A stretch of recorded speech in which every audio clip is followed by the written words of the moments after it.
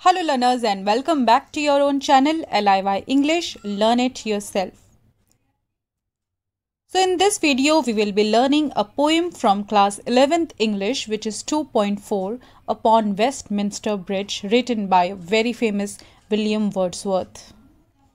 I have already uploaded the poems 2.1, 2.2 and 2.3 of 11th class English. You can find them on my channel's playlist. And I have put all the videos covering the syllabus of 12th standard 2 on my channel. If you haven't subscribed to the channel, take a moment and go ahead and subscribe and hit the bell icon if you want the easy to understand, simple and detailed explanation of your English syllabus in both English and Hindi. Now let us not waste our time anymore and begin with our video. First we will learn about our poet William Wordsworth. A major English romantic poet, was born on April 7, 1770 and he was honoured Poet Laureate of the United Kingdom in the court of Queen Victoria from 1843 until his death on 23rd April 1850. Now learners, what do you mean by Poet Laureate? Poet Laureate is an honorary position appointed by the monarch of the United Kingdom. The role does not entail any specific duties, but it was expected that the holders will write verses, poems for significant national occasions or events. He was a major English romantic poet. Now we may have a very limited understanding of the term romantic. It is not limited to what generally we are exposed to, we are shown as meaning the love between people. It is not that. The term romantic is different when we talk about literature. It is related with romanticism. Romanticism was an artistic, literary, musical and intellectual movement that originated in Europe towards the end of the 18th century. It emphasized on emotions, individuality, creativity, imagination of artists. It was a reaction to the Industrial Revolution, Age of Enlightenment, rationalization and modernity. It is believed that William Wordsworth launched the Romantic Age in English literature with the help of Samuel Taylor Coleridge with their joint publication Lyrical Ballads. It was first published in 1798. Poem upon Westminster Bridge that we are going to learn in this video is one of the best examples of his romantic poems. William Wordsworth को 1843 में England यानी UK की महारानी queen Victoria की court में poet laureate के रूप में सम्मानित किया गया था। पोएट लॉरिएट एक ऑनररी पोजीशन होती है, एक तरह का सम्मान होता है जो कि यूके के मोनार्क, किंग या क्वीन जो भी उस वक्त रूल कर रहे हैं के द्वारा दिया जाता है किसी भी पोएट को। कोई खास स्पेसिफिक ड्यूटीज़ नहीं होती है पोएट की, बट एक्सपेक्ट किया जाता है कि जो भी इम्पॉर्टेंट और सिग्निफिकेंट नेशनल इवेंट्स या ओकेजन होते हैं उस पर पोएट लॉरिएट कुछ वर्सेस, कुछ पंक्तियाँ, कुछ पोएम्स लिखेंगे। अपनी डेथ तक विलियम वर्ड्सवर्थ यूके के पोएट लॉरिएट रहे। वो बहुत ही इम्पॉर्टेंट रोमांटिक पोएट भी है क्योंकि माना जाता है कि उन्होंने ही इंग्लिश लिटरेचर में रोमांटिसिज्म की शुरुआत की। रोमांटिसिज्म एक तरह का मूवमेंट था जो 18वीं सदी 18th सेंचुरी के आखिर में स्टार्ट हुआ था।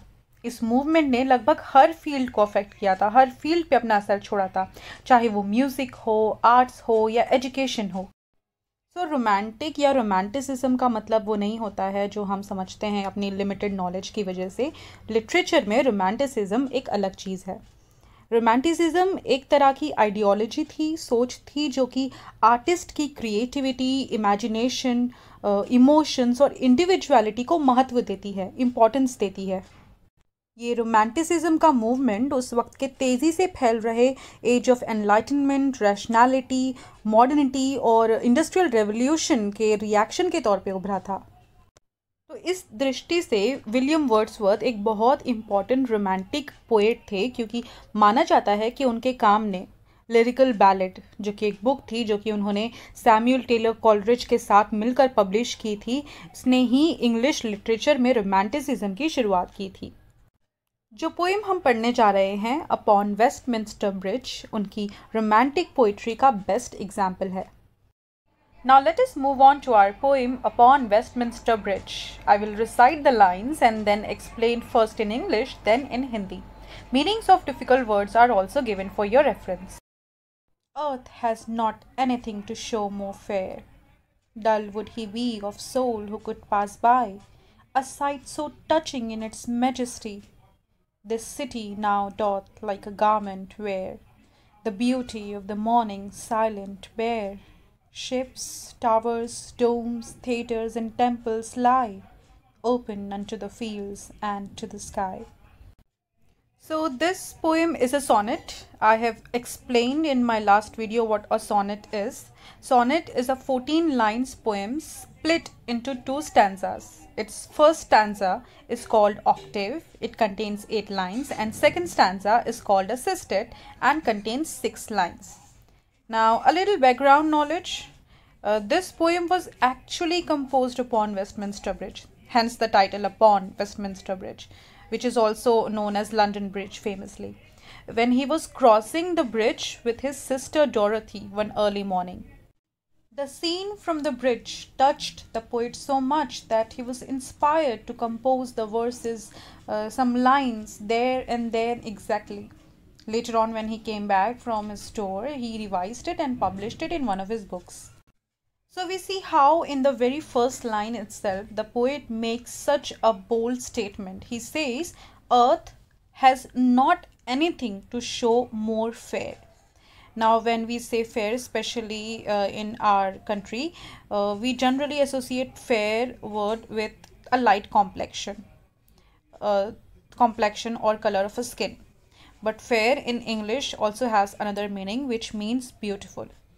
So in the first line itself, poet says that earth has not anything to show more fair.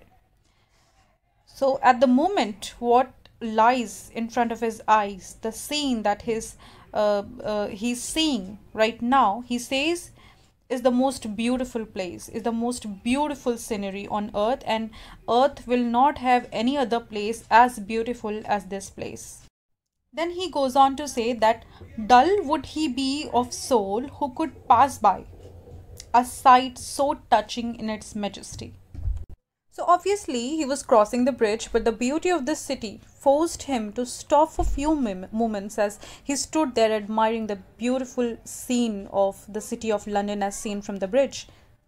That is why he declares that anyone, any person, any soul who passes by without taking few moments out for standing and for appreciating and for admiring this beauty, then that person, that soul will be very dull. This sight, this scene is so touching, it is so majestic and enchanting that one must stop to appreciate it, according to the poet. Then he says that it feels like the city has worn a garment, a new garment of beautiful, silent and calm morning. How we people look so different in different costumes. If we wear a new or a beautiful cloth, we will look beautiful. So the poet wants to give the credit of this extraordinary beauty of the city at the moment to this morning. Quiet, silent, peaceful and calm morning. Then in the following lines, he goes on to describe the things he's seeing from London Bridge. All the man-made structures, he lists ships, towers, domes, theatres and temples. He says that they are all adding to the beauty and the majesty of the city at the moment. तो ये poem एक sonnet है. मैंने पिछले ही video में explain किया था कि सोनेट क्या होता है. सोनेट एक 14 लाइनों की पोएम होती है जो कि 2 स्टैंजाज में डिवाइडेड होती है. फर्स्ट स्टैंजा को हम ऑक्टेव कहते हैं और उसमें 8 लाइनें होती हैं, और सेकंड स्टैंजा को सिस्टेट कहा जाता है जिसमें 6 लाइनें होती है. तो ये जो पोएम है वो भी एक सोनेट है.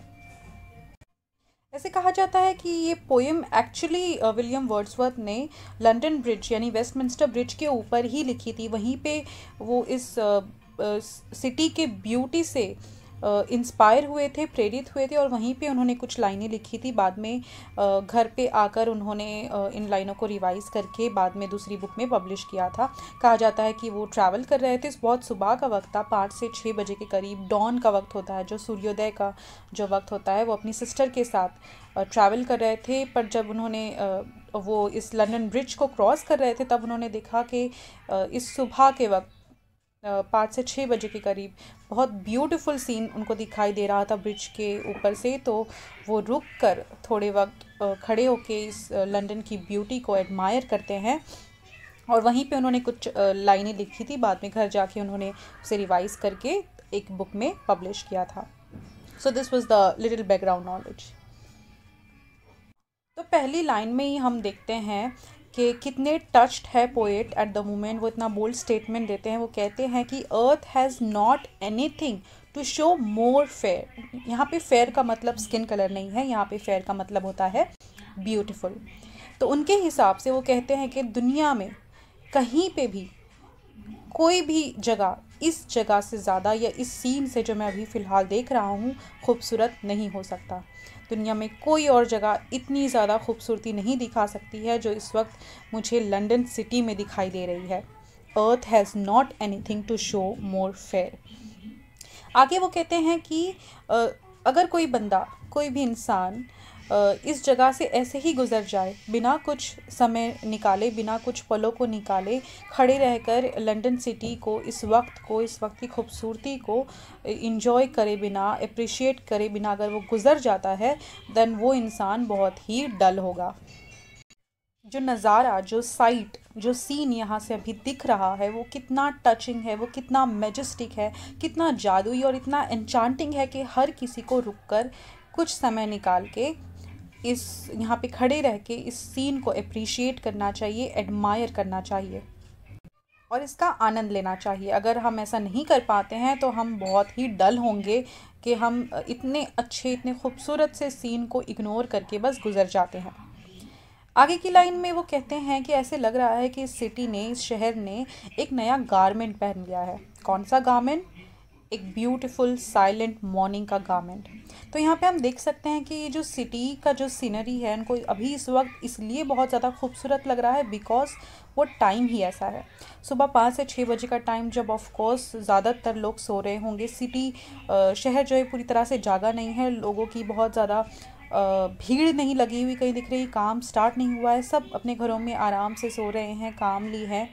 तो इस वक्त की वजह से, इस मॉर्निंग की वजह से, सुबह की शांति की वजह से, सुबह की कामनेस और पीसफुलनेस की वजह से ये जो सिटी का जो सीनरी है इस वक्त बहुत खूबसूरत लग रहा है। तो ऐसे लग रहा है कि सिटी ने एक नया गारमेंट पहन लिया है, एक नया कपड़ा पहन लिया है इस मॉर्निंग का। फिर वो बताते हैं सारी चीज़ें जो उनको वेस्टमिंस्टर ब्रिज से, लंदन ब्रिज से दिखाई दे रही है। Ships, towers, domes, theatres and temples, ये सब उनको बहुत आसानी से दिखाई दे रहे हैं, जो बहुत शांति से फैले हुए दिखाई दे रहे हैं इतने पूरे एरिया में। उनको फील्ड्स दिखाई देते हैं, इतना पूरा खुला आसमान दिखाई दे रहा है और ये सब लंदन की ब्यूटी को चार चांद लगा रहे हैं। All bright and glittering in the smokeless air, never did sun more beautifully steep in his first splendor, valley, rock, or hill.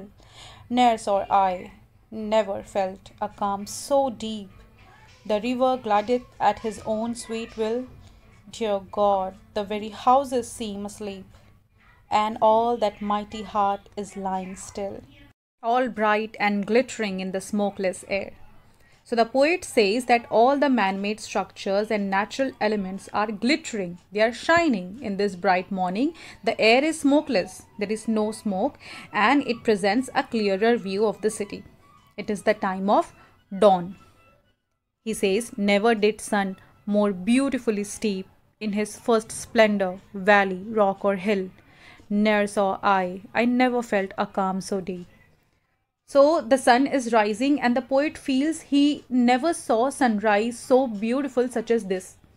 The first rays of sun, its first splendor, never looked more beautiful on a valley or rock or hill as it is looking rising on the city of London. And looking at this scene, looking at this sunrise, his heart is filled with calmness which is very deep. The river glideth at his own sweet will.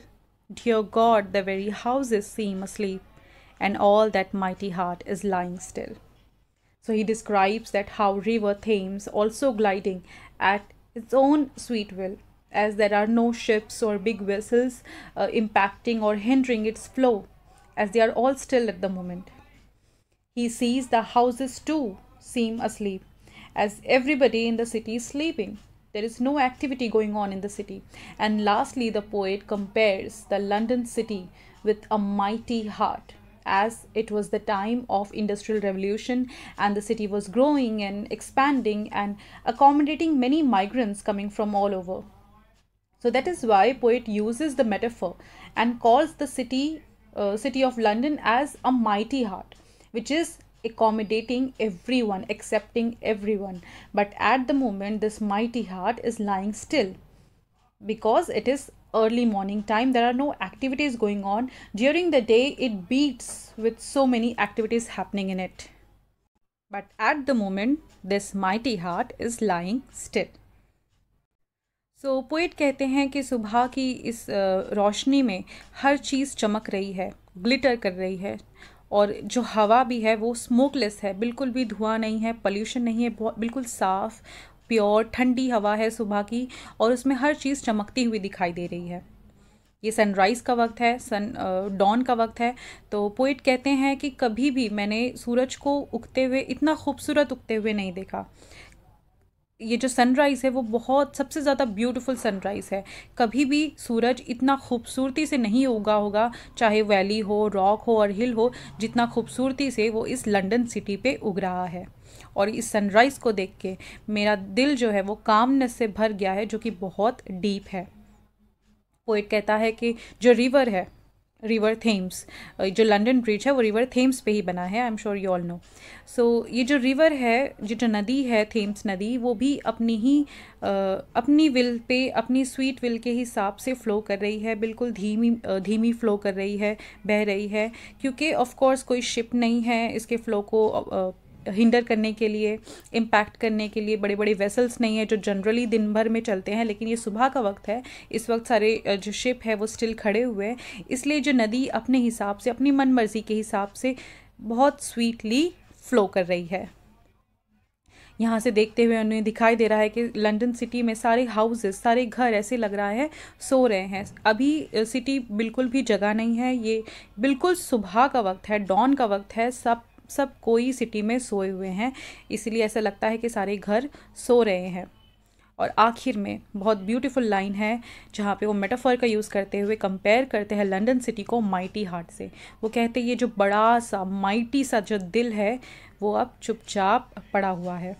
यानी कि mighty heart इसलिए भी कहा गया, उस वक्त industrial revolution का time था, बहुत तेज़ी से लंदन सिटी ग्रो हो रही थी, एक्सपैंड हो रही थी, और जो हर सिटी के साथ होता है कि लोग बहुत ज़्यादा दूसरे इलाकों से सिटी में आते हैं अपनी रोज़गार के लिए, अच्छी ज़िंदगी की उम्मीदें लेके, सपने लेके।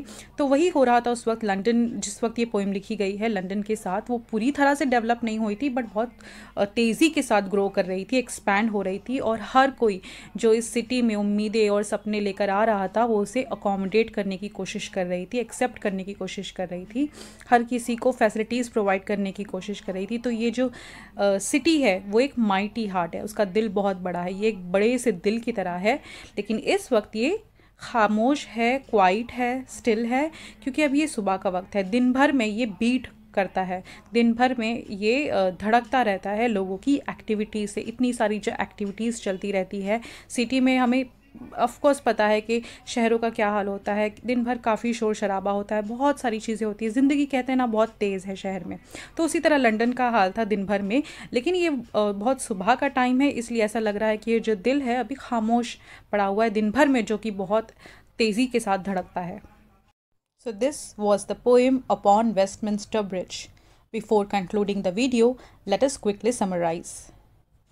The poem is a sonnet that gives the vivid description of the beauty of the city of London at the time of dawn that caught the attention of the poet as he was passing over the Westminster Bridge. The silent morning and the beautiful scenery of London from the bridge affected the poet deeply, and he could not help but appreciate it. तो हमने देखा कैसे ये poem London शहर की खूबसूरती को दिखाती हुई, दर्शाती हुई एक कविता है, एक सोनेट है। विलियम वर्ड्सवर्थ ने कितनी खूबसूरती से इस पोएम में लंदन की खूबसूरती को बताया है, दर्शाया है। आई थिंक इस कविता के पीछे के इमोशन को समझने का सबसे सही तरीका ये है कि आप जिस भी शहर में रहते हैं वहाँ पे रहते हुए आप एक दिन सुबह, बिल्कुल सुबह के समय 5 से 6 बजे सनराइज़ का जो टाइम होता है, किसी ऊंची जगह पे जाके अपने शहर को देखिए, ऑब्ज़र्व कीजिए। क्या पता आपका शहर इतना खूबसूरत लगे, उसकी खूबसूरती और कितनी अनोखी आपको लगे, जो आप दिन भर में आप रहते होंगे आपको नहीं लगती होगी। 5 से 6 बजे का जो समय होता है, सनराइज़ का जो समय होता है, क्या पता आप भी इंस्पायर हो जाए और अपने शहर पे, अपने गांव पे कविता लिख बैठे। अगर ऐसा हो तो प्लीज़ मेरे साथ ज़रूर शेयर करना।